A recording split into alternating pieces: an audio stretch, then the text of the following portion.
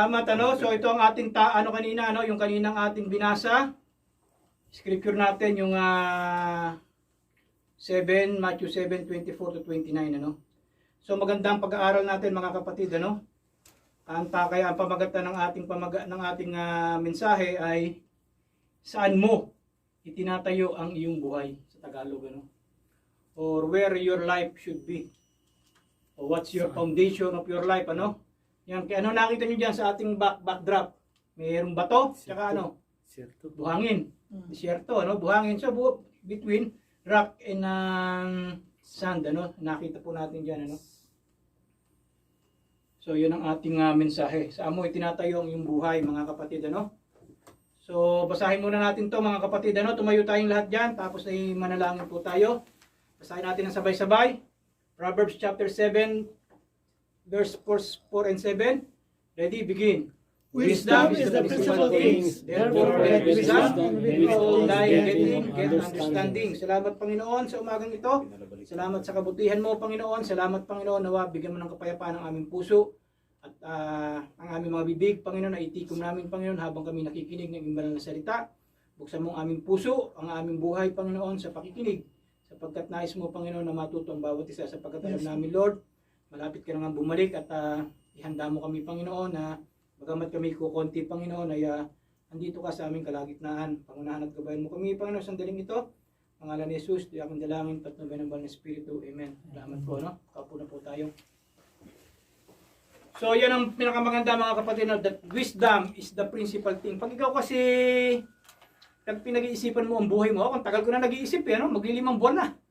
Isip dito, isip doon, ano? Pero ang katanungan na lagi kong tinatanong sarili ko, no? Bakit din ako umabot sa ganito, ano? May pinakita ang Panginoon. Eh, nung kagabi, nakikinig ako ng balita doon sa GMA, ano? At ang balita, hindi maganda. Actually, talagang wala kang magandang balitang halos makita ngayon, ano? Na sa pangyayari, biro mo, imbis na positive tayo, nung 2019 ng Philippines ngayon, pagkatapos daw ito ang pinakamababa na baksak na economy ng Pilipinas. 43% ay naging jobless sa Pilipinas. Malaki yun mga kapatid, 43%. Hindi biro ito mga kapatid. Ano, out of 42% ng ating mga naging employment last year, nawalan ng trabaho. Kasama na ako doon. Ano? Out of 43% mga kapatid ng mga employment sa buong Pilipinas, yun po ang nangyari sapagkat maraming natigil na na mga establishment. Lalong-lalo na yung mga may mga contact, ano? Kita nyo ngayon mga kapatid, napakahirap ang buhay. Kaya pag umuwi kayo sa Pilipinas, makita nyo talaga, ultimo yung mga pamimili, napakataas. Hindi po madali ang mabuhay sa ating kapanahunan ngayon. So ang katanungan po natin na ating lesson, saan mo itinatayo ang iyong buhay? Na napakagandang pag-aralan natin mga kapatid. Ano? So ano ang kailangan natin kung paano magtatayo? Kailangan lagi tayo nagpaplano. We have the wisdom coming from God. Amen. Oh. Diba? Pinag-aralan natin yung wisdom. Wisdom is the principal thing. Therefore, get wisdom. And with all thy getting, get understanding. So, ibig sabihin, unawain natin yung mga nangyayari sa kapanahonan natin ngayon. Solusyon ba? Yung maghanap na tayo ng panibagong trabaho? Solusyon ba na Ako kasi naging limited ako sa paghahanap ng trabaho dito. Hindi naman trabaho ang problema. Kita nyo, meron tayong mga offers sa ibang lugar. Ang problema, lagi nating hinahanap yung kalooban ng Panginoon na dito ako manatili sa Riyadh. Sapagkat andito yung ministry na pinagkaloob sa atin ng Panginoon na bagamat kukunti tayo, ay manatili tayo, no? Kaya nga kita nyo yung iba, ngayon balik na naman sila sa mga Zoom na naman. Wala na naman yung mga physical contact nila. Samantalang napakalaking bagay pag ikaw ay physically nasa simbahan. Not forsaking the assemblies of our God together. As the matter of some is, di ba? But exhorting one another. So iba talaga mga kapatid na pag tayo ay nasa gawain, ano? So ano ang dapat natin tignan mga kapatid, ano? Kaya nga we have always choices, mga kapatid, ano? There are always choices, mga kapatid. There is also earthly wisdom na makikita po natin. Pero dito sa James chapter 13 verse 18, ano pong ang makikita po natin dito? Who is a wise man and endued with knowledge among you? Let him shew out of a good conversation his works with meekness of wisdom. But if ye have bitter and strife in your hearts, glory not, and lie not against the truth. This wisdom descended not from above, but is earthly, sensual, devilish. For where envying and strife is, there is confusion and every evil work. But the wisdom that is from above is first pure, then peaceable, gentle, and easy to be entreated, full of mercy, and good fruits, without partiality and without hypocrisy. And the fruit of righteousness is sown in peace of them that make peace. So laging may kapayapaan, ano? Napakahalaga mga kapatid na meron kang kapayapaan, sapagkat pag ikaw ay na-stress sa buhay mo mga kapatid, ano ang tendency niyan? Ang tao kasing stressful, maraming bagay, minsan nagkakasakit ka, minsan disoriented ka, minsan nagkakaroon ka ng high blood. Totoo yan mga kapatid. Pag na-stress ka, kailangan di ba lagi sinasabi siya ng doktor, pag kausap mo siya, try to relax. Yes. Tama. Ako naman, sumobra na ako sa relaxation. 5 months na eh. Kaya sabi ko, Panginoon, salamat sa bakasyon. Normal yung dugo mo, Pastor, ganun. Normal ang dugo ko, normal din ang ano ko. Kaya lang si Mera, nagreklamo rin, gusto niyang pagawa yung bahay, hindi niya naman mapagawa dahil maubusan ng pondo. Kung meron ng pondo, na alam niya may pondo, yan, magsisimula na siya na mag-construct. Ano? Pero busy-busy siya, no? Sapagkat nakita niyo yung mga ginawa dito ni na Jeff, naghakot sila, nag-ayos. Ang dami nun pag inayos mo. Saan mo ilalagay? So hirap siya sa Pilipinas mag-ayos ng gamit. Pero makikita mo, pagpapala, di ba? Kaya sabi ko sa kanya, yung mga lumay, pamigay mo na ulit sa mga kaibigan natin dyan. Maraming natutuwa rin, ano, sapagkat hindi mo naman nasasabing, bagamat pinabigay mo yung lumang-luma na, hindi ba mga bago pa. So tuwan-tuwa sila. Bigyan ka ba ng TV? Bigyan ka ng rep, ng washing machine. Ayaw mo ba yan? Kompleto. Bahay na lang. So mga kapatid, ganyan talaga pag ng biyaya, ano, binabahagi mo rin yan sa iba. Kaya wag naman yung mga halos talagang bulok na, tsaka mo pinamimigay. Yung hindi na magagamit. Ano na lang yun, nagpasalamat ka pat may pinagtapunan ka ng basura mo, ano? May humakot ng basura mo. Di ba? So ano ang dapat natin gawin mga kapatid, ano? Kaya nga lagi po natin titignan, there is always contrast between wisdom and foolishness. Ang tao kasi minsan napakalaking bagay mga kapatid, ano? Kaya anong sabi diyan sa Matthew chapter 7, 24-27? Kaya kita nyo, mostly mga kapatid, hindi yung sinasabi ko ang mas mahalaga, kundi kung ano sinasabi ng salita ng Diyos sa buhay nating lahat. Matthew 7, 24-27, therefore whosoever heareth these sayings of mine, and doeth them, I will liken unto him a wise man, which built his house upon a rock. And the rain descended, and the floods came, and the winds blew, and beat upon that house, and it fell not, for it was founded upon a rock. And everyone that heareth these sayings of mine, and doeth them not, shall be likened unto a foolish man, which built his house upon the sand. And the rain descended, and the floods came, and the winds blew, and beat upon that house, and it fell, and great was the fall of it. So itong mga salitang ito, mga kapatid, naalala ko, si Doktora, yung nagpakamatay na kaibigan ni Meren, si Doktora, pangalan niya, Lacoste ba yan? Lacoste, parang gano'n ang pangalan niya, no? Yung, nagtayo siya ng bahay, alam niyo mga kapatid, yung tinayo niyang bahay, kung titingnan mo, mga worth 2.5 million. Yung asawa niya, civil engineer. Nagtayo sila ng bahay sa katabi ng ilog.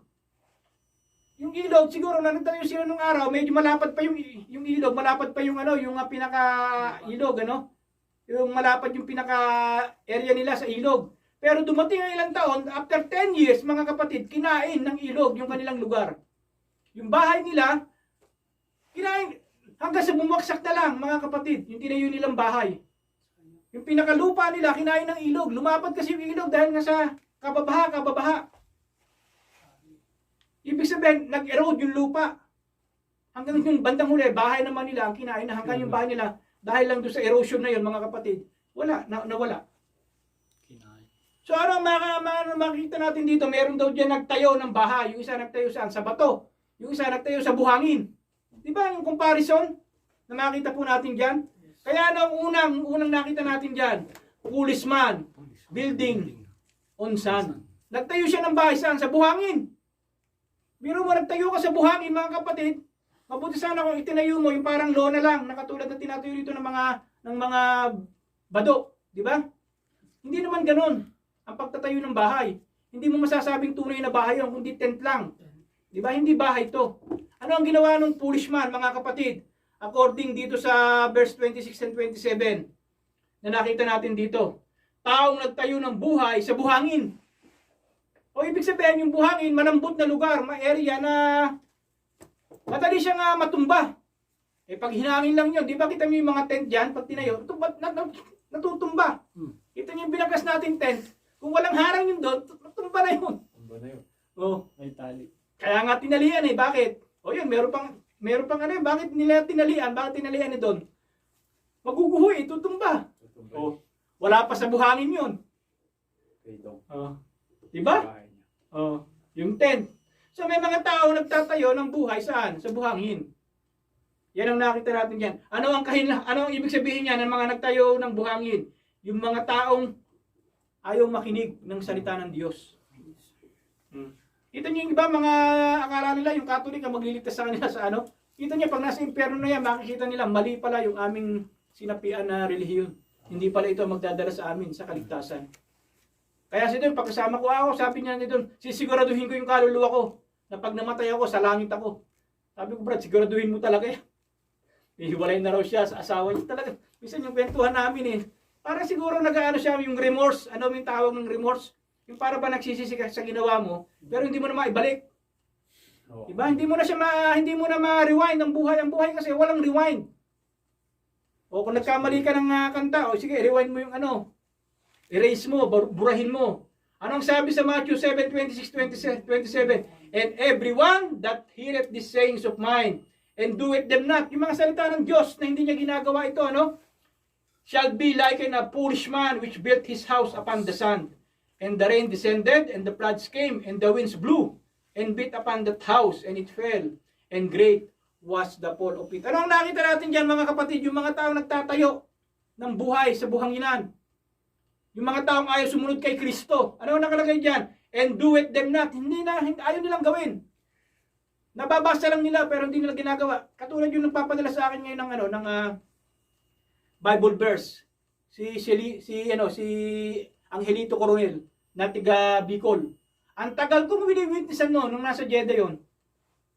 Ngayon ang pinapadala niya Bible verse. Pero siya mismo talaga, elder sa Catholic. Ayaw niyang maniwala. Hindi sapat yun, mga kapatid, na ikaw ay nagbibigay ng Bible verse pero hindi mo naman sinusunod kung ano yung nakasulat.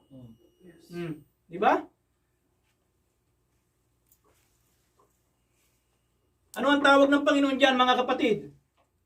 Foolish man. Foolish. Ano ba yung foolish sa Tagalog, mga kapatid? Mangmang. O kumbaga sa hangal na tao. Ayaw mong maniwala. Ito na sinasabi sa iyo. Ayaw pang maniwala, ano? May mga bagay na dapat po natin tingnan dito. Ano yung mga reason, mga kapatid, ano? There are some reason for not obeying Jesus' words. Mga reason ng mga tao. Unang-una, ano? Kaya nga, sabi sa James 4:17, therefore, to him that knoweth to do good, and doeth it not, to him it is a sin. Yung mga bagay na dapat mong gawin, kasalanan yan. Kaya ako, lagi ko nakikita sa sarili ko, kulang na kulang, ano? Lagi ako nagkukulang sa Panginoon, patawarin mo ko sa aking mga kakulangan. Tulad yan, paramihin natin ulit yung gawain natin, ano? Sasabi ko, Brother Well, follow up natin si Marie, kahit ako sa mundo sa kanila, sasakripisyoin ko tuwing Biyernes. Kahit 2 kaluluwa, ano? Tapos yung mga kasamahan ni Mel dyan, muli tayo magpalago, ano? At least hanggang 50 naman ang maximum eh. Ang at least 49 tayo. Pag nahuli tayo, 49 lang kami. Wala ka tayo sa 50. Oh. Pero isipin niyo kung ganun karami na ulit tayo, bumalik tayo sa dati. Dami nun. Mga kapatid, mga 30 na ulit tayo rito. Hanggang dyan sa labas, meron na dyan ulit. Babalik na ulit tayo ng Panginoon. Na ano? Anong sabi po dyan, mga kapatid, sa Luke 8:14, and that which fell among the thorns are they which when they have heard, go forth and are choked with cares and riches and pleasure of this life, and bring out no fruit to perfection. Kaya maraming mga tao nakakarinig ng salita ng Diyos, ano? Pero hindi sila, yung salita ng Diyos, hindi namumunga sa buhay nila. Kita nyo, ang dami na natin na witnessan, di ba? Walang nananatili. Kaya ang kulang na kulang sa atin, follow up. Ma-follow up po natin sila mga kapatid, ano? So ano ang makikita natin diyan mga kapatid, ano? Sa mga bagay na yan. Unang-una dahil merong sinasabing rebellion sa kanilang puso. Rebellious heart. Ano ang sabi diyan? 1 Samuel 15:22-23. And Samuel said, "Had the Lord as great delight in burnt offerings and sacrifice, as in obeying the voice of the Lord? Behold, to obey is better than sacrifice, and to hearken that the fat of rams. For rebellion is as the sin of witchcraft, and stubbornness is as iniquity and idolatry. Because thou hast rejected the word of the Lord, He hath also rejected thee from being king." Yan ang sinabi niya kay Saul. Diba? Yung lagi po natin ginagawang halimbawa na pag sinabi ng Diyos na kailangan lipunin lahat, o kailangan lipunin lahat, ubusin lahat, yung mga bagay na to, ano? Pero ano nangyayari sa ginawa ni Saul? Tinabi niya yung magaganda. Pero hindi naman yun ang gusto ng Diyos. Kaya ano sabi diyan ng Panginoon? To obey is better than sacrifice. Kahit magsakripisyo ka mga kapatid, pag hindi yan ang kalooban ng Diyos, baliwala. Ang pagsasakripisyo mo, hindi ka tanggap-tanggap sa harapan ng Diyos yan. Ang ibig sabihin ng Diyos, mas sumunod muna tayo sa kanyang kalooban. Maraming tao kasi ang lagi nilang sinasabi, no? Yung mabuti nagiging masama, yung masama nagiging mabuti. Sa ating kapanahunan ngayon. Sa ating kapanahunan ngayon, hindi na nila ma-distinguish yung right from wrong. Gusto nila kahit masama, sabihin nila mabuti. Yung mabuti naman masama. Ano ang sabi sa Isaiah chapter 5 verse 20? That they are calling evil for good and good for evil.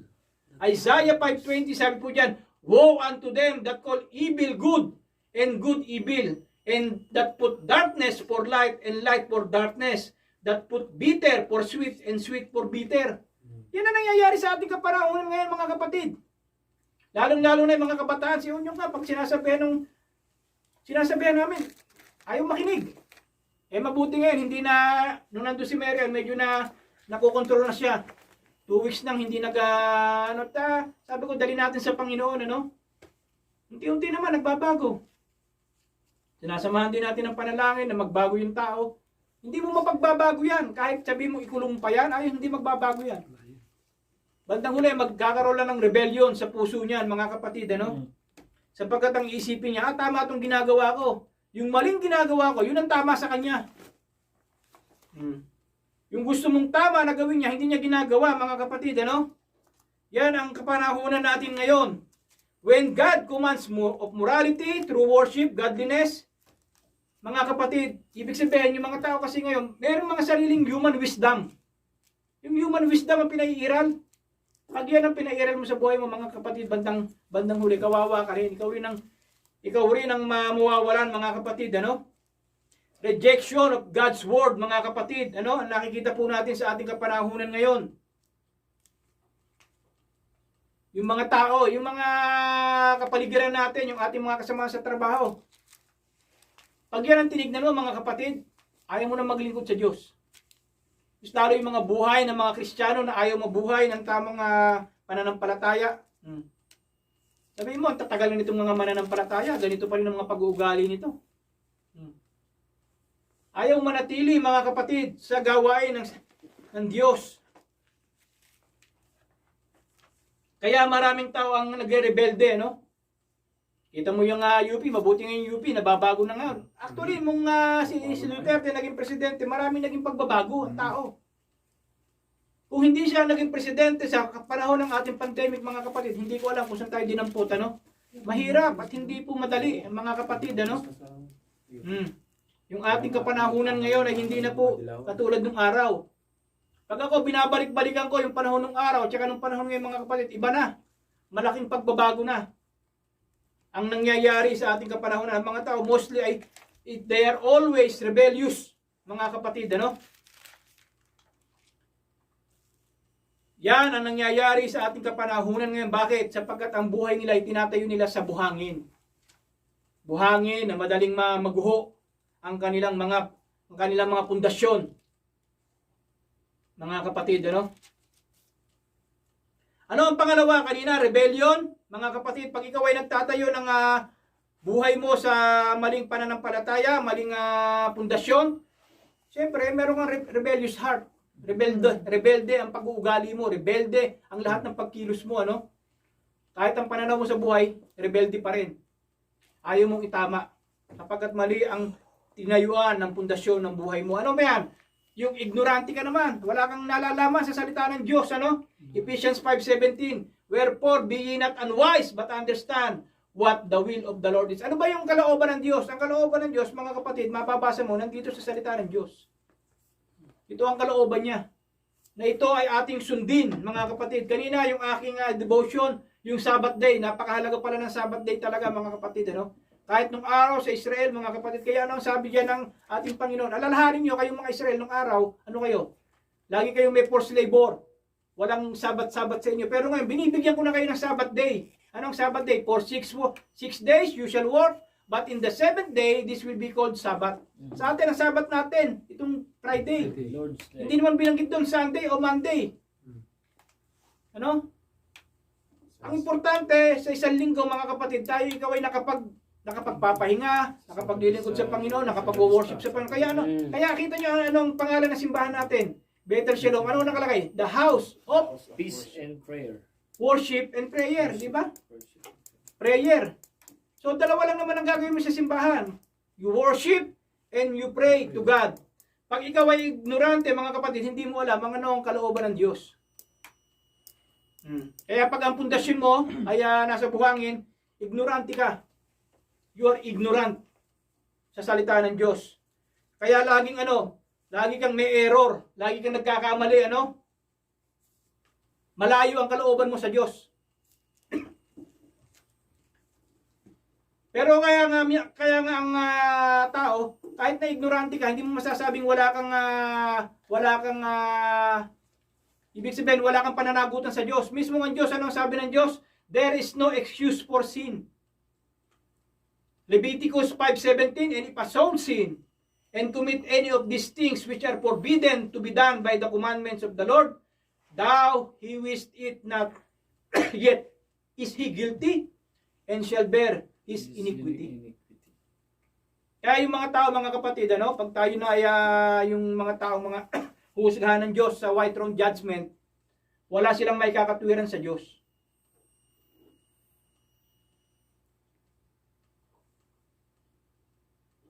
Ikaw, di ba pag nahuli ka rito, hindi mo na rin yung driving license mo, hindi sasabihin sa'yo, ba't hindi mo na rin yung hindi? Meron ka na kakit penalty. Hindi mo pwede sabihin na, hindi ko naman alam na ngayong araw na ito, may expire. Oh. Lalo na sa Diyos, hindi mo masasabi, bakit ka pupunta sa langit, bakit ka pupunta ng impyerno? Wala kang pwedeng ikatwiran. Mismo ang Biblia nagsasabi niyan, if a soul sin and commit any of these things which are forbidden to be done by the commandments of the Lord, thou he wist it not. Kahit ayaw mo, mga kapatid, yet he guilty and shall bear his iniquity. Ibig sabihin, pasan-pasan mo, mga kapatid, ang ginagawa mong kamalian sa buhay mo, mga kapatid, there is no excuse for sin. Ang problema, yung iba, ang tagal bago nila nalaman, nagkamali sila. At tulad si Don, sabi ko, tanong ko sa kanya, after 30 years, ngayon mo lang nalaman na mali ka pala. Pero at least nalaman niya pa rin na mali siya. At least alam niya pa rin na yung kinilalagyan niya, adultery. Meron siyang asawa. Nag-asawa ka ulit. Mas maganda kasi siyempre, stewardess. Pero natutuwa ako sa kanya at willing siya, Sabi ko, pagpalain ka nawa ng Panginoon. Kaya yun na layo sinasabi kay Don, obedience will bring blessing. Sumunod ka lang sa Panginoon, pagpapalain ka pa rin ng Diyos, So, anong tawag dyan na kailangan na ikaw ay, pag ikaw ay wala kang excuse sa sin, mga kapatid, Ang kasalanan kasi, mariremedyohan pa rin yan. It can be remedied, And now, brethren, I wot that through ignorance ye did it, as did also your rulers. Sa verse, repent ye therefore, sabi po sa verse 19, repent ye therefore, and be converted, that your sins may be blotted out, when the times of refreshing shall come from the presence of the Lord. Actually, mga kapatid, pag sinabi kasi nating repentance, it is always the change of our mental. faculties. Ibig sabihin, baguhin natin. Pag ikaw kasi may repentance, yung iba kasi nag-repent, akala nila, basta nag-repent, nagsisi, tapos na yan. Actually, pag sinabi kasi nating repentance, katulad ni Benny Abante, pag nagsasabing repentance, nasabi niya, baguhin natin yung ating pag-iisip. Ituwid natin yung ating kaalaman. Baguhin natin yung laman ng ating mga pag-iisip, ng ating kukote, mga kapatid. Ano, palitan mo. Paano mo mapapalitan ang pag-iisip mo sa pamamagitan ng salita ng Diyos? Ilagay mo itong mga salita ng Diyos sa pag-iisip mo at sa buhay mo. Yun ang tunay na repentance. Yung magbabago ka. Marami kasi nagre-repent, ano? Kinabukasan, balik sa dating pangugali. New Year's Mm. resolution. Diba? May mga New Year's resolution. Hanggang 3 months lang pala to, o 1 month lang.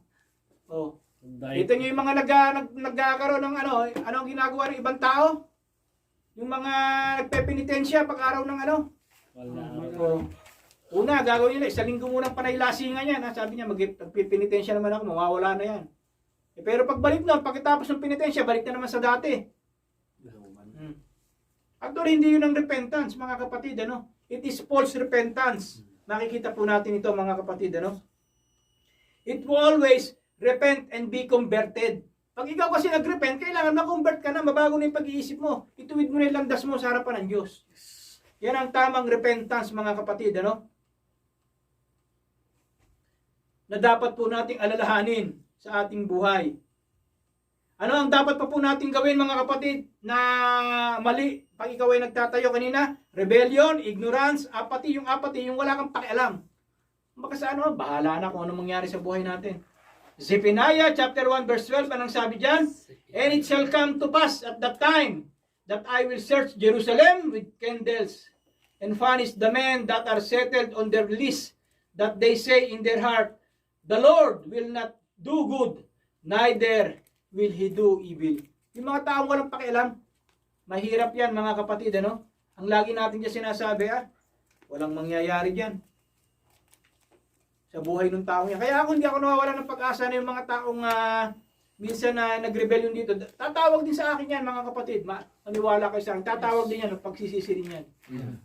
Tatawag at tatawag yan. Pero ako minsan, huli na yung pagtawag mo eh. Diba? Nagiging huli na yung pagtawag po natin, mga kapatid, ano? So, anong lagi sinasabi ng Diyos sa buhay natin? Yung mga kapitbahay natin, kasama natin sa trabaho na ayaw natin mag-share ng salita ng Diyos, mahirap din yan, yung wala tayong pakialam. Bakit tayo kukunti? Wala tayong pakialam sa iba. O tayo lang. O ano pa nagpalayo sa atin? Yung COVID. O. Naging katwiran pa natin yung COVID ngayon. Naging sandata ng Diablo. O, huwag kang lumapit sa akin. O. Hindi, paano ngayon makapag-witness? Lalo nang, bigyan mo na lang ng trucks. Mga kapatid, ano? Yung trucks natin dyan, unti-unti naman natin, ano? Kung paano tayo dadami nito, mga kapatid, gumawa tayo ng strategy. Lahat tayo, hindi lang trabaho ng pastor to, mga kapatid, ang pagpapalago ng simbahan, ano? Bawat isa ay kailangan ng Diyos. Amen. Sa kanyang gawain, ano? Hindi lamang ang pastor, kundi lahat po tayo. At tayo pagkakalob naman ng Panginoon, yung pangangailangan natin, ano? So, yung apathy, dapat natin gawin yan, ano?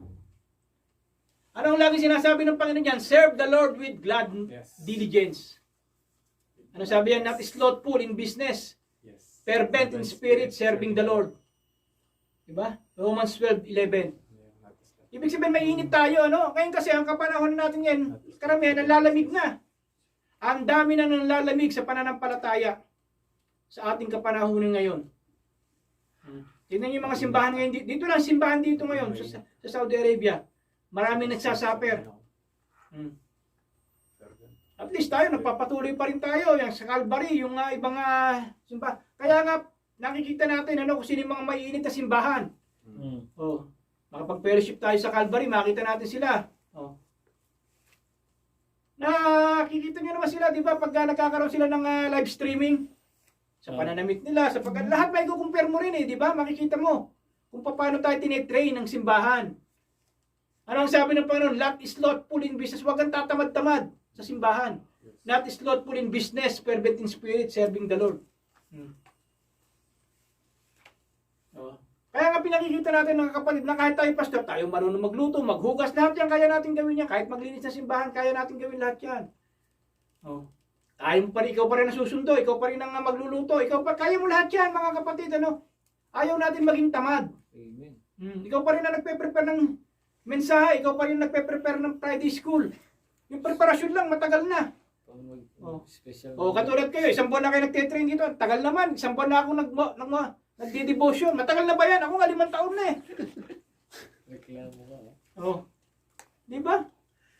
Aray. Actually, lahat ng pagte-training dito, pakikinabangan nyo lahat yan, kahit hindi sa simbahan, kahit sa Amen, labas. amen. Nagkakaroon kayo ng Amen. self-confidence kung paano kayo mag-deliver ng salita. Anong sabi ng Galatians 6:9? And let us not be weary. Huwag tayo manlupaypay. Let us not be weary in well-doing, for in due season we shall reap if we faint not. Huwag tayo manlupaypay.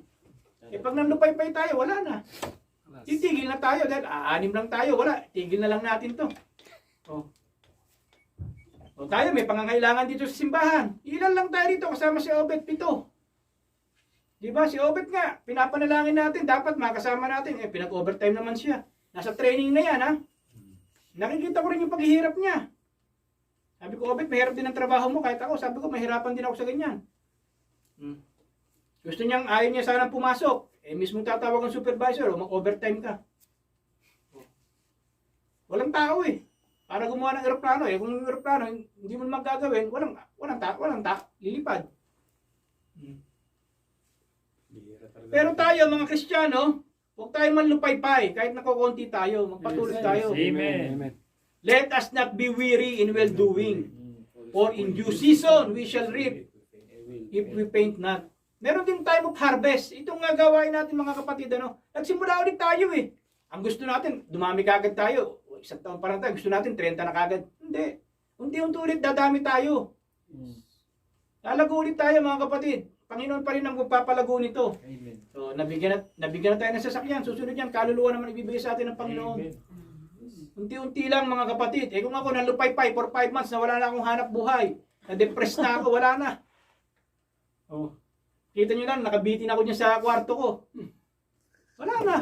Tapos na yung buhay natin, mga kapatid, ano? Kung araw-araw mababalitaan mo, problema sa Pilipinas, problema rito, problema kung saan-saan.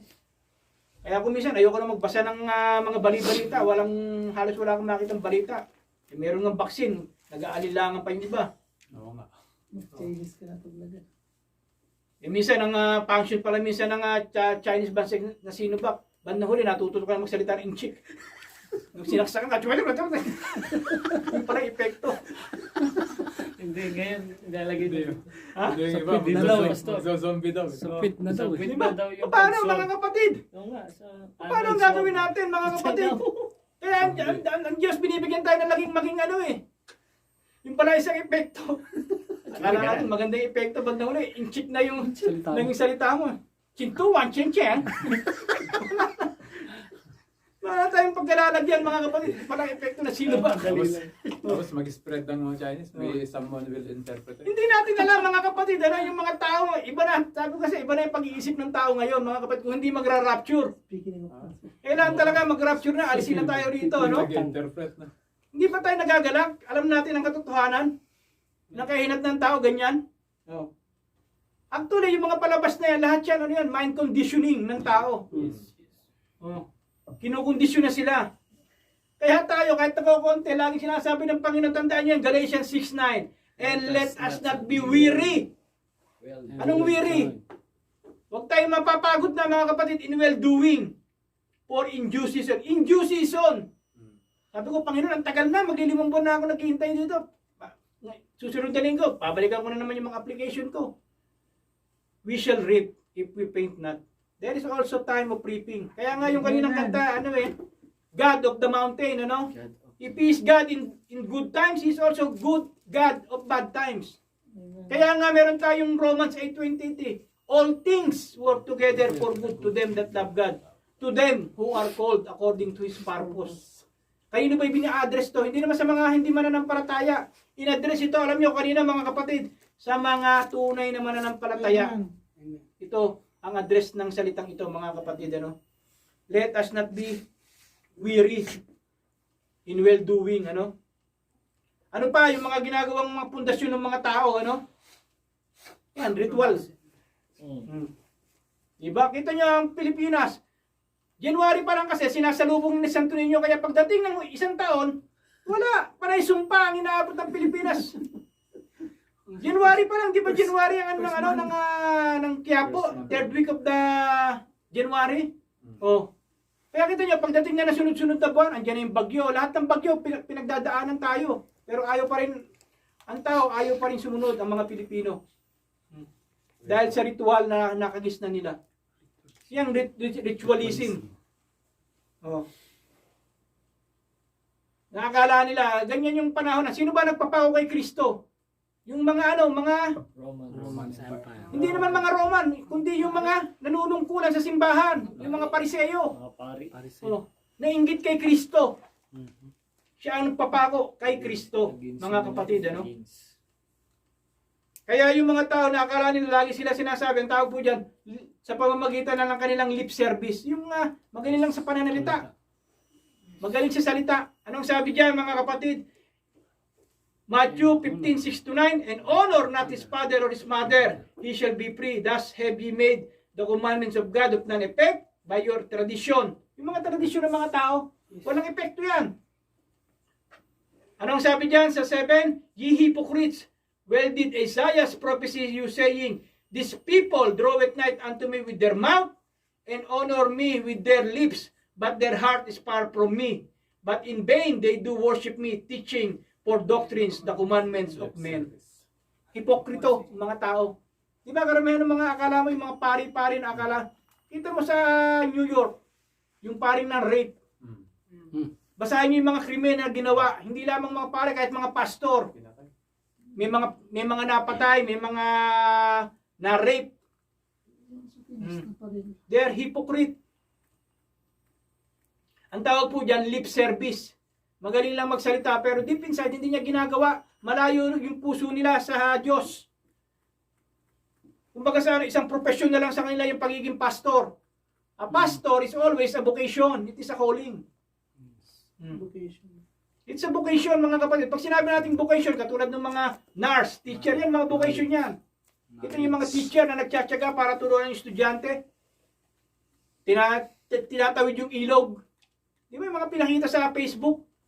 Sapagkat bakit nila ginagawa yun? Because this is vocation, this is calling.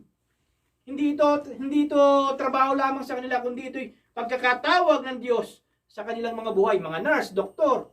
It's calling, it's vocation. Pero pag welder ka, hindi vocation. Trabaho. Trabaho, kailangan mag-welding ka eh. Dahil pag di ka nagtrabaho, hindi mabubuo, hindi magkakaduktong yung dalawang bakal. That's right. Oh, di ba? Hindi calling yun. Kuliling. Meron pwedeng gumawa ng ibang tao noon. Oh. O pagluluto. Actually, ang pagluluto, art. Art ang pagluluto, mga kapatid, baka hindi nyo nalalaman. Kailangan, habang nagluluto ka, may passion ka para magluto. Yes. Art welding. Oh. Art welding. Oh. Ang welding, acting yan, mga kapatid. Art. Pag ang ginawa mo kasi, yung nagagala ka sa trabaho mo, di ba? Natutuwa ka, para hindi ka napapagod. Yes. Pero pag ikaw, yung trabaho mo, ayaw mo, isang oras lang, ayoko na ng trabaho to. Sawang-sawa na ako sa trabaho to. Yung ginagawa mo ng isang oras, magagawa mo ng 3 araw, hindi pa matapos-tapos. Oh, katulad niya, si Richard. Kung ikaw ay, ayoko ng mekaniko. Engineer. Artista ka na. Lahat ng ginawa mo, 3 araw lang, 4 na araw, wala na. Backjob na kagad. Mali yung mga ginawa mong trabaho. Wala kang interes. Hindi interesado. Hindi ka interesado. Anong sabi dyan? It will be hated by God. Kaya yung mga ritual na ginagawa ng tao, it is hated by God. Kinamumuhian ng Diyos yan, mga kapatid. Ano? Amos, chapter 5, 21-24. I hate, sabi nga ng salita ng Diyos, I hate, I despise your feast days, and I will not smell in your solemn assemblies. Yung mga ginagawang posisyon ng mga tao, kinamumuhian ng Diyos yan. Akala mo natutuwa ang Diyos dyan. Hindi natutuwa ang Diyos dyan. It is I will not smell in your solemn assemblies. I despise your feast days. Kita nyo nakalagay feast. Ano ba yung feast? Di ba yung mga pesta yan? Festival. Festival na ginagawa ng tao. Kanino ba ginagawa yung mga festival na yan? Peste. Quezon Isidro para pagpalain yung ating pananim, kung kani-kanino, ano. Kanya Francia. Yan ang ibig sabihin ng piyesta. Doon sa mga ano yan, sa mga tao. Bicol yan. Oh. Kaya sila nagpipesta. Ano sabi ng salita ng Diyos dyan? Though ye offer me burnt offerings and your meat offerings, I will not accept them. Neither will I regard the peace offerings of your fat beast. Take thou away from me the noise of the songs. Di ba ano ang ginagawa ng sinulog? Di ba ang ingay? Ati-atihan. Kanino ba ginagawa yung ati-atihan? Akala nyo ba yung ati-atihan basta nagsasayaw? Hindi mga kapatid. Step. Nagsasayaw yan para sa mga imahen. Ritual. Oh. Ritual na. Ayaw ng Panginoon yan. Ano ang nasabi ng Panginoon? Take thou away from me the noise of thy songs, for I will not hear the melody of my viols. But let judgment run down as waters, and righteousness as a mighty stream. Kaya ang tao, pag wala ikaw mamang sa salita ng Diyos, hindi mo alam na yung ginagawa mo mali sa harapan ng Diyos. Kaya ganyan na nangyayari sa ibang mga relihiyon natin, mga kapatid. Ano? Tandaan niyo yung Amos chapter 21 to 24. I hate, sabi ng salita ng Diyos, I despise your feast days, and I will not smell in your solemn assemblies. Yung mga akala mo naghihiyawan habang mga nag-ano. Ano yan? Ipagano yan? Ritual lahat yan, mga kapatid. Ritualism. Marami nagtatayo ng buhay ng tao sa pamamagitan ng ritual. O, naging Kristiyano ka pa, huwag kang dumaan dyan. O, may dumaan na itim na pusa. Huwag ka nang tutuloy. O. Mga ritual yan eh. Mga ritual na mga ginagawa ng mga taong pagano. Na walang pagkakilala sa Diyos. O. Kaya tanong nila, bakit ikaw, kinukumbida ng piyesta, kakain ka ba? Hindi, actually, yung mga iniaahain sa piyesta, mga ino-offer yan sa sa idols. Hindi nyo alam? Alay. Kaya hindi tayo iniaalay nila yan, mga kapatid. Panoorin nyo ibang mga pelikula ng mga nakikita na, nag-aalay muna sila. Tsaka nila pakain sa iyo. Kaya ako hindi ako ganun pupunta ng piyesta nung malaman yung katotohanan na yan. Iniaalay mo yan kaysa sa mga patron.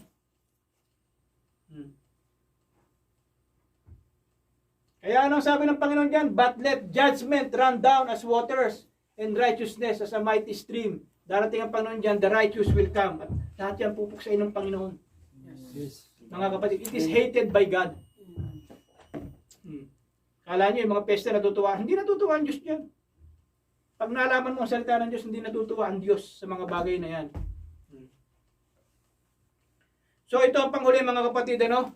O yung feelings naman ng tao. Yung mga tao akala nila, religyoso sila. Linggo. Feeling. Di ba? Maraming ganyan, feeling. Yung pala, feeling lang saging lang ang alam nila. Feeling pastor. O, feeling pastor, o feeling na ikaw na yung mataas sa simbahan. O feeling na nagkantahan, nagtalunan, okay na, ligtas na kami. Yung mga tao nagtatayo ng pundasyon, mga kapatid, mali po yan. Yung emotion, mga kapatid, ano? It is deceptive. Kaya yung mga tao, akala nila, pag sinasabi, nagkantahan na kami, talagang akala mo. Di ba yung tawag dyan, yung araw, De Colores? Isang linggo kayong panay kabanalan, panay ano. Oh. Feeling kasi yung ano dyan natatouch nila dyan. Yung emotion ng tao. Pag masaya, masaya lahat. Pag iyakan naman, iyakan lahat. Baliw yun. Oh. Di ba? Di ba ganyan karamihan sa mga tao? Kaya kita niyo yung praise and worship nila. Una, masaya. Palakpakan niya. Palakpakan, talunan. Pag dahil mga 15 minutes, Sole. iyakan naman. Hindi niyo ba napupunan kung paano tayo pinaiikot ng mga demonyo, demonic principle, demonic doctrine. Oh. Ang mga tao, mangmang. Kung ikaw, alam mo, kalokohan lang yung ano nyo. Dito ako sa Panginoon. Ito ang tama eh. Ano ang sabi diyan mga kapatid? Makikita po natin dito, yung deceptive, Kaya yung ibang tao, akala nila, tama itong ginagawa ko, ito na to. Ano ang sabi ng Proverbs? He that trusted in his own heart is a fool, but whoso walketh wisely, he shall be delivered. Ano ba yung sinasabing heart? Ano dyan, yung heart? Ito yung sakop ng ating mga emosyon, Heart is a fool. feelings. Yung mga nararamdaman natin sa loob. Na pag malungkot ako, masaya naman ako. Actually, kulang ka lang, hindi balanse yung chemical compound ng katawan mo, ang pinag-aralan mo. Kulang lang sa tulog. Kulang ka lang sa tulog, kaya akala mo malulungkutin ka na. yun yung mga nagdidepende sa emotion. Ngayong araw na to, masaya ako. Bukas naman, malungkot ako. Oh. Bukas, mataas ang dugo ko. Mamaya naman, mababa na dugo ko. Oh. Ano nakikita natin yan? Pag tayo nagdidepend sa feeling natin, mga kapatid, hindi, unstable ang feeling. Itong kalooban natin, unstable to. Minsan, tuwan-tuwa tayo. Minsan naman, malulungkot tayo. Oh. Minsan naman, pakiramdam natin, napakarami tayong pera. Pakiramdam natin yun eh. Di ba? Ramdam lang. Oh. Minsan natin, pakiramdam na poging-pogi naman ako. Tali. Wala na. Child God. Mas pogi pa ako kay ano. Chan. Oh. Ay, naku po. Kaya yung feeling, wag nating pagkatiwalaan. Mga kapatid, pagdating sa pananampalataya. Ano ang sabi diyan sa 14:12 pa rin ng Proverbs? There is a way which seemeth right unto men, but the end thereof are the ways of death. Yung pala, bandang huli, dead end din. Kaya yung mga tao, akala nila na okay yung religion nila. Pagdating nila sa dulo, wala na tayong lulusutan dito ha. Close pala. Eh kaso pag tanaw nila, impyerno rin pala pupuntahan natin. Dead end. Hindi lang dead end, eternal. Eternal. Eternal damnation. Eternal hell. Bandang huli, pag wala ka nang lalabasan, andun ka na sa loob. Oh. Kaya, isa natatawa ko kaya sabi niya, talagang sisiguraduhin ko yung kaluluwa ko. Sabi ko, Brad, talagang siguraduhin mo yan. Dahil sabi na pa, what profit a man if he gained the whole world and lost his own soul. Oh. Kahit makamit mo lahat yung mga pag-aari na yan, oh. Kaya ano payo ko sa kanya, Brad, ibenta mo yung ibang portion ng ano mo, lugar mo doon sana, mag-enjoy ka. Oh. Mga tao, at least nakikita mo yung comparison, di ba? Kaya tayo, ano ang laging sinasabi ng Panginoon? Let wisdom be the principal thing. Meron tayong wisdom na nagmumula sa Diyos. Napakahirap mga kapatid, Feeling is deceptive mga kapatid. Pero akala nila, pag yung feeling nila okay na ganito na religious ako, kaya maraming tao mapupunta sa impyerno talaga eh. Feeling kasi nila, ligtas ako eh. Feeling nila, mabuti akong tao, wala akong ginagawang masama. Feeling lang nila yon mga kapatid, Kaya tanungin mo, ikaw ba? Punta. Wala naman taong sasabihin, gusto pumunta ng langit. Lahat magtataas ng kamay. Meron ba diyang ayaw? Oh, kaya minsan yung mga tanong na to, niloloko ka lang ng mga nagtatanong ng ganun. Wala naman taong sasabi, ayoko sa langit. Di ba? Oh. Who will go to heaven? Siyempre lahat ng tao, tataas ang kamay. Bakit nakita na? Sapagkat ang heaven, maganda yung buhay mo roon, maginhawa. Lahat ng tao gusto maging hawa buhay. Pero hindi nila nakikita, mga kapatid, na meron pa rin dapat isakripisyo, Kaya nga yung feeling, mga kapatid, nakikita natin sa feeling, It will always interfere righteousness. Yung feeling na dapat maging righteous ka sa harapan ng Diyos, ano ang sabi ng Panginoon sa righteousness? Magiging righteous lang tayo sa pamamagitan ni Kristo sa harapan ng Diyos. Di ba? Yun ang lagi pong nakikita po natin dyan. We will always be righteous in front of God because we have Jesus in our life. Yan ang sabi dyan sa James chapter 1 verse 1:19 to 20, yung kaninang inano natin sa James, Basahin nga natin itong James na to para hindi ko na inilagay ito kanina eh. Actually, ang James, napakagandang aklat ang James. Nasaan ba ito? Nasa Old Testament yata ito. Wala rito sa New Testament, James, tingnan natin, James chapter 1, New 19 Testament. and 20, Ang sabi po dyan sa 19? Wherefore, my beloved brethren, let every man be swift to hear, slow to speak, slow to wrath, for the wrath of man worketh not the righteousness of God. Ano ang nakita po natin dito? Yung feelings ng tao, mga kapatid, That feelings will always interfere with righteousness, mga kapatid, Kaya nga kung minsan, anong sabi ng Panginoon? Slow to speak. Slow to Pag tayo nagbabasa ng scripture, dahan-dahan lang. Kaya minsan nakala nyo, basta nag-scripture reading tayo, okay na. Okay na. Tapos na. Kailangan ninanamnam natin, ano? Yung pinapaliwanan natin na parang ang salita ng Diyos talaga, mga kapatid, ano?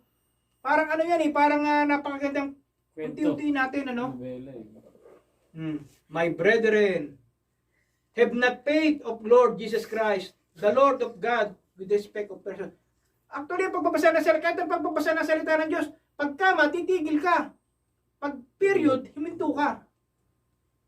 Di ba? Hindi pa pwedeng tuloy-tuloy. O may padamdam, may damdamin habang nagbabasa ka. Akala kasi, nagbabasa lang naman ako ng salita ng Diyos eh. May damdamin habang nagbabasa ka. Kaya ako binibigay sa inyo ng advance para sa bahay pa lang, natitrain nyo na nabasahin yung salita ng Diyos. Di ba? Bakit kaya binigay sa akin ni Pastora? Para hindi na ako manghula. Ganun ba yung feeling ko? Para hindi na ako manghula bukas? Hindi. Para basahin mo na habang nasa bahay ka pa lang. Para yung grammar mo tama. Ano? Nung araw, di ba pag binigyan tayo ng pagsasalita sa mga declamation? O, di ba, training tayo ng training, o. Nagpa-practice pa tayo sa harap ng salamin. Kaya lahat ng ginagawa ko para sa inyo mga kapatid, lahat po yan, hindi ako makikinabang yan. Kayo rin ang makikinabang yan. Pag nakita nyo, ang dami nang sinasabihan ko, ganito pala yung training sa amin. Oh. Pag tumatayo na kayo, di ba pag nasa Pilipinas kayo, nagbibigay kayo ng testimony, at least pag tumayo kayo, alam nyo kung paano kayo mag-deliver ng choice words. Alam nyo yung sinasabi nyo. Hindi yung nagkwento kayo, ultimo yung tumbang preso na pinaglaruan nyo ng araw, kunento nyo pa. Na wala namang saysay kung bakit kayo naging Kristiyano. O di ba? Wala sa point. Wala na sa puntos.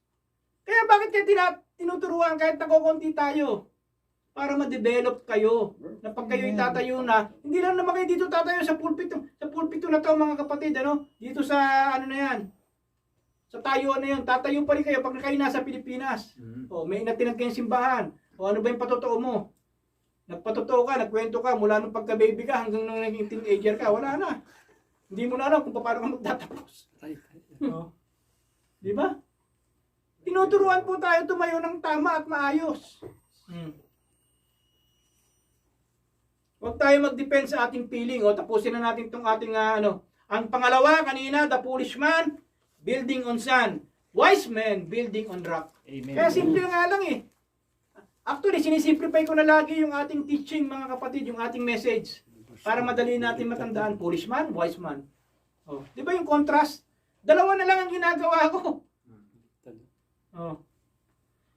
We are always building on the rock. Ano ang sabi po dyan? Rock of obedience, mga kapatid. Ano?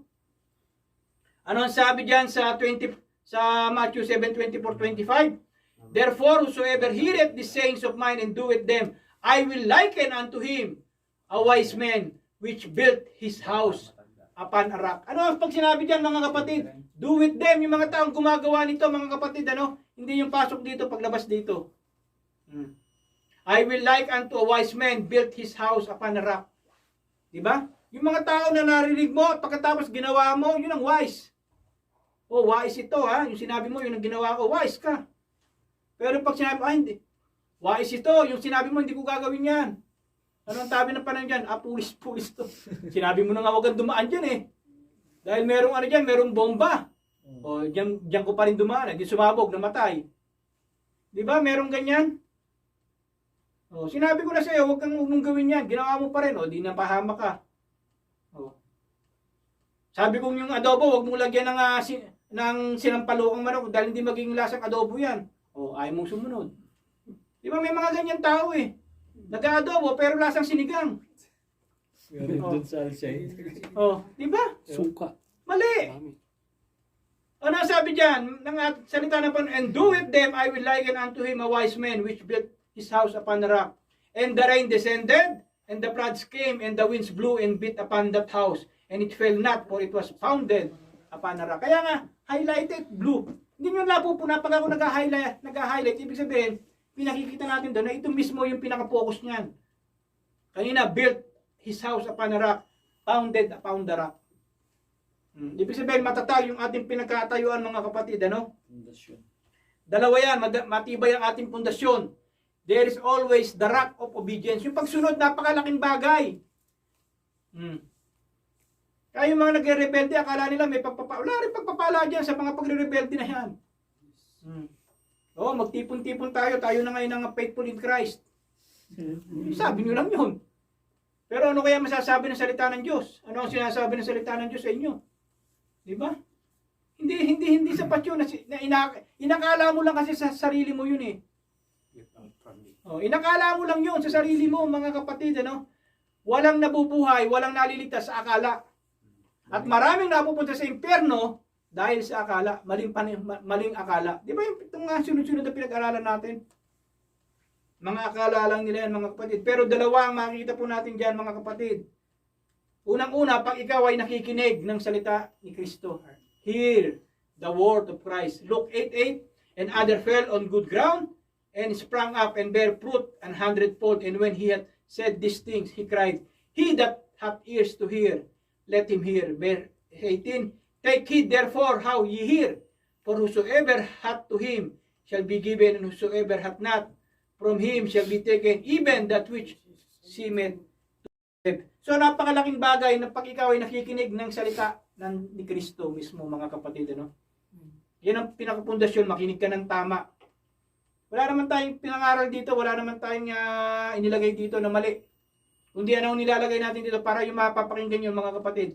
This is the words of Christ. Di ba? Kaya nga yung Biblia, merong, pag sinabi nating red font, ano yun? Mga salita ni Kristo. Highlighted sa red. Kita mo yung binabasa mong Bible na malaki? Tignan mo yung nakapula dyan. Yun ang salita ni Kristo. Na mga binanggit. Napakalaking bagay, mga kapatid. Yung una, makikinig ka. Kaya nga anong sabi sa Romans, di ba? Faith cometh by hearing. And hearing by the word of God. So by hearing. Yung tamang napapakinggan natin. Pero yung pinapakinggan natin yan. Kaya kung minsan, pagka nakita ko pinapakinggan ko dyan sa Facebook, mga babae na kung ano mga sinasabi, alis na kagad ako dyan. Kaya nga, pag ako tumigil na sa pagpe-Facebook, wala na. Ayoko na talaga, sawa na ako sa mga maling naririnig mo dyan sa mga Facebook. Lahat kasi, panay desera case, lahat ng mga case na, samantalang kung titigan mo, may pagkakamali din siya doon. Hindi naman natapos. Diba? Na kumbaga sa sensational. Pero yung mga na-rape dito ng mga Pilipina, ni-rape ng mga Arabo, ni-rape ng mga dapat yan ang bigyan ng pansin ng tao. Yung mga taong kawawa talaga na walang magagawa, na talaga nagpapakahirap dito. Iniiwanan ng pamilya para magtrabaho dito, bandang uli, mare-rape. Yung tao niya, wala naman, nakita mo, nagpabalik-balik doon sa kwarto. Bakit? Panay lalaki kasama. Kung anak mo yun, ano sasabihin mo? Mali yung pagpapalaki ng magulang. Di ba? Kung pwede ko lang sabihin sa magulang na, kita mo yung ginawa mong pagpapalaki. Paano mo rebel? May pagkukulang, may pagkakamali. Pero ang tao, ayaw makinig. Ayaw makinig. Kaya ganyan din ang kahinat ng tao. Pag ikaw hindi ka nakikinig, hindi ka matututo. Pero sabi ng Panginoon, pag nakikinig ka, mamumunga ka ng tama. Mamumunga ka, maganda yung bunga mo pag nakikinig ka ng tama. Ikita niyo mga tao na nakinig sa magulang nila. Lalo yung magulang nila, stricto. Nasaan yung buhay ngayon? Magaganda buhay, di ba? Pero yung mga tao, yung mga bata na pariwala, ayaw makinig sa magulang, nasaan? Simple lang naman, yung bunga makikita mo rin at the end. Nagsisisi, hindi ako. Sabi kasi ng magulang ko, mag-aral, akala ko yung pag-aaral para sa kanila. Para sa akin pala yan. Ngayon, nandito, nagpupupuk na, naghahalo na ng mga simesemento. Akala nyo ba, madaling maging construction worker? Mahirap. Naranasan ko yan. Ito, paltus-paltus yung kamay ko. Akala nila mahirap, akala nila madali. Kaya lagi yung sinasabi, pag inuna nyo yung sarap sa buhay nyo, kasunod niyan panay hirap. Pag nauna naman ang hirap, karamihan, praktisado ka na. Hindi mo na kailangan maghirap. Sanay ka na. Nakita mo si Jeff, nawala na ikama. Hindi ba praktisado for how many? 7 years. Kita mo ngayon. Sanay na. Problema, may penalty. Sana nga makatulong si Pastor Noel. Papapalo up ulit sa kanya, Brad. Panalangin mo na panalangin pa rin. Dalawa, mga kapatid, kanina, hear the words of God, at sumunod yung do. the words of Christ. Kailangan may follow up. Yes. Kailangan gawin mo, Matthew 7:21. Kaya nga hindi ko binanggit yun. Kaya natandaan ko to eh. Yung kaninang hindi ko binanggit, Matthew 7:21. Not everyone that said unto me, Lord, Lord, shall enter into the kingdom of heaven, but that doeth the will of my Father which is in heaven. Oh. Ano dyan? Akala ng ibang tao, hindi lahat ng tumatawag sa akin, mga kapatid, shall enter into the kingdom of heaven. But he that doeth, yung kundi yung mga gumaganap ng kalooban ng aking Ama na nasa langit. Oh. Ano ang kalooban ng aking Ama? Oh, basa tayo ng salita ng Diyos. Basahin natin yan. Napakadaming kalooban ng Diyos, mga kapatid. Ano? Oh, tandaan natin yung Matthew 7:21, hindi lahat ng tumatawag sa akin. Hebrews 5:9, and being made perfect, he became the author of eternal salvation unto all them that obey him. Yung mga sumusunod lamang kay Kristo. Pag hindi tao sumusunod kay Kristo, wala yan. Kaya lahat ng reliyon, mali. Kaya ang reliyon, actually, titignan ko, gawa ng diablo. Para ang tao hindi alam kung saan pupunta. Kita niyo yung mga tao nagsasabing, lahat ng reliyon, napasukan ko na. Oh, natagpuan mo ba kaligtasan? Hindi. Sapagkat ang reliyon, ang kaligtasan, wala sa reliyon. Nasa relasyon kay Kristo. Amen. Di ba? Amen. Nasa tamang relationship sa ating Panginoong Hesus. Hindi ang reliyon. Ang reliyon kasi, dalawang Greek word yan. Re at saka lehiyon. Muling iduktong muli. Yung re, di ba pag sinabi natin, re-elect. Muli, ihalal nyo itong tao na to kahit na pinagnanakawan tayo nito. Oh. Pag sinabi nating re, ibig sabihin, muli, re. Yung lehiyon, italing muli. Ano yung naputol? May naputol kasi sa tao at saka sa Diyos. Kaya yun ang ibig sabihin ng relihiyon, muling italing muli. Sino ang dapat gumanap niyan? Si Kristo. Amen. Di ba? Kaya pag tayo tumatayo sa harapan mga kapatid, diyan mo nahasa yung isipan natin. Huwag mo na lang tignan na konti. Bakit pinapatay yung pag mga kumakanta? Di ba? Hindi nyo na po pag-concert. Pinapatay yung para madilim. Pero ang daming nanonood sa kanya. Para yung tao nakapokus lamang sa sarili niyang hindi siya nadidistract ng mga taong nakatingin sa kanya. Distraction yan eh. Ayoko naman patayin ng ilaw habang nagsasalita ka dito, Brother Well. Kortina na lang. Di ba? Pero yun ang yan. Ikaw, nagpipreach ka kahit konti. Kita niya, pag tayo sa Pilipinas, mga kapatid, well-trained kayo. Ako, pag nagpipreach sa Pilipinas, meron na kagad akong schedule, hindi nga lang ako makauwi. Wala pa akong hanap buhay eh. Wala pa akong employer. Ipanalangin nyo na magkaroon na tayo ng panibagong trabaho. Amen. So, nung nakita natin dito, di ba, hear and do, obedient is faith and love at work, mga kapatid, Yung pagsusunod natin kay Kristo at matatapos na tayo, whosoever believeth that Jesus is Christ is born of God, and everyone that loveth him that begat love him also that is begotten of him. By this we know that we love the children of God, when we love God and keep his commandments. For this is the love of God, that we keep his commandments, and its commandments are not grievous. For whatsoever is born of God overcometh the world, and this is the victory that overcometh the world, even our faith. Kaya kita niyo, pag ako gumagawa na, iniisa-isa natin. Ito, pinupula ko yan. Pag ginamagawa tayo ng slide. Kaya, matagal.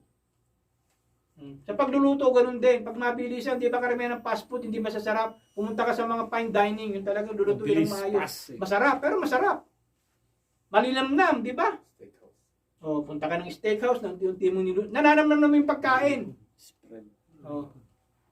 So, anong sabi dyan? Obedient is faith and love at work. Merong pananampalataya at pag-ibig, mga kapatid, So, sa conclusion, the house of the righteous shall always stand. Diba? The rise of the righteous will always stand, mga kapatid, The rise.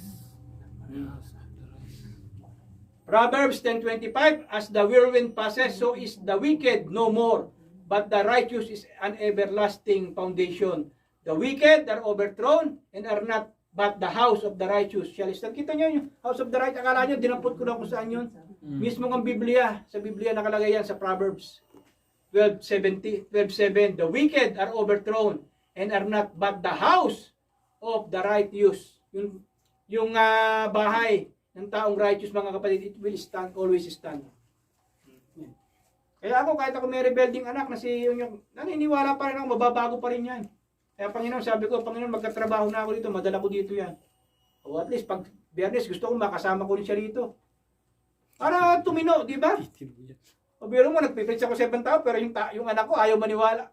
Rebelde. Maraming anak ng pastor, ganyan. Adik pa nga. Kaya yun ang lagi ko sinasabi, mga kapatid, ano? Kaya nga ang katanungan ko dyan, are you building your life upon the sand or the rock? Saan mo tinatayo yung buhay mo? Sa buhangin ba o sa bato? Ikaw ang makakasagot niyan, ano? Yes. Ano ang sabi ng James 3:13? Who is a wise man and endued with knowledge among you? Let him show out of a good conversation his works. With meekness of wisdom. Ibig sabihin, pag ikaw nagkaka-wisdom ka na, nagiging meek ka na, naging ano ka na, mahinahon ka na. Kaya bakit ang mga konsultant binabayaran ng matataas? Sapagkat yung desisyon ang binabayaran, decision making. Di ba? Bakit sabi, laki naman ang sweldo ni pastor. Konsultant ka eh. Ibig sabihin, pag nagkonsulta ka, tama. Eh kung lahat ng mga tao dyan, inaprubahan mo yung kahit mga substandard na material, o pinabayaan mo lang, pinabayaan ko lahat, sunog ang building. Yun ang ano ron, kaya ka binabayaran ng maano. Dahil yung desisyon na gagawin mo, yung pagsunod mo, mga kapatid, ayaw mong sumang-ayon doon sa mga tao ng mga magnanakaw. Maraming magnanakaw sa construction, di nyo ba alam? Napakadami magnanakaw dyan. Pag walang pipigil sa mga gumagawa ng masasama na yan, mga kapatid, ano? Yung building sunog. Oh. Undersized na circuit breaker, undersized na mga kable, undersized na mga taong mga walang ano. Yan ang ginagawa ng konsultan. Kami ang mga humaharang dyan. Kaya ako, iba yung pag ako doon, iba yung bilang pastor nyo, iba rin pag nandun ako, mahigpit ako doon. Hindi pwedeng lahat, pwede mong sang-ayunan, mga kapatid. So, pag sinabi kong reject yan, baklasin nyo yan, itapon nyo yung mga ano yan, baliwala yan, o made in China yan, palitan nyo lahat yan. Wala tayong nakalagay sa specification na China. O, palit lahat yan. Walang ano dyan, mga kapatid. Ako, may mga materialis ako dyan, binubulat-lat ko pa, binabaklas ko pa. O ano bang made to?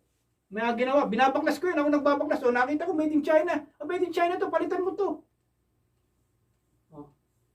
Diba, no, sabi ni George, yung ibang mga konsultant, sisipain pa yung trabaho mo eh. Eh kung ikaw, bakit sinipa? Eh, mali eh. So ganyan kami mga kapatid, ano, kaya nagtataka, nakakaingit naman si pastor, ang laki ng ano. Builder ka lang eh. O, di ba?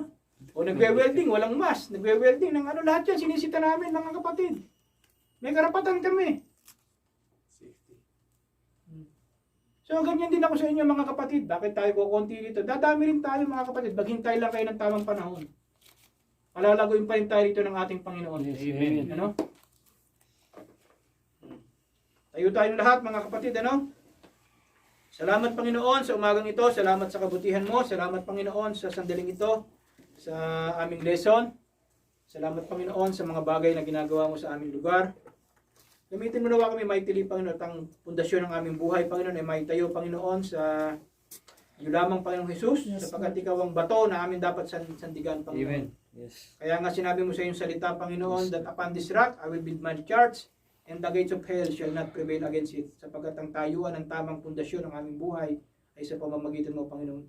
Salamat, Panginoon. Gamitin mo nawa maitili ang bawat isa at patuloy mo kong palaguin, paramihin sa lugar na ito, Panginoon. Hindi maging hadlang ang COVID, Panginoon, sa paglapit namin sa mga tao upang sila'y dalhin sa iyong paanan.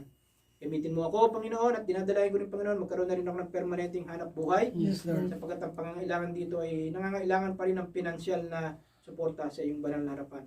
Salamat Panginoon, sa pangalan ni Jesus, ito yung aking dalangin, patnubay ng banal na Espiritu. Amen. Amen.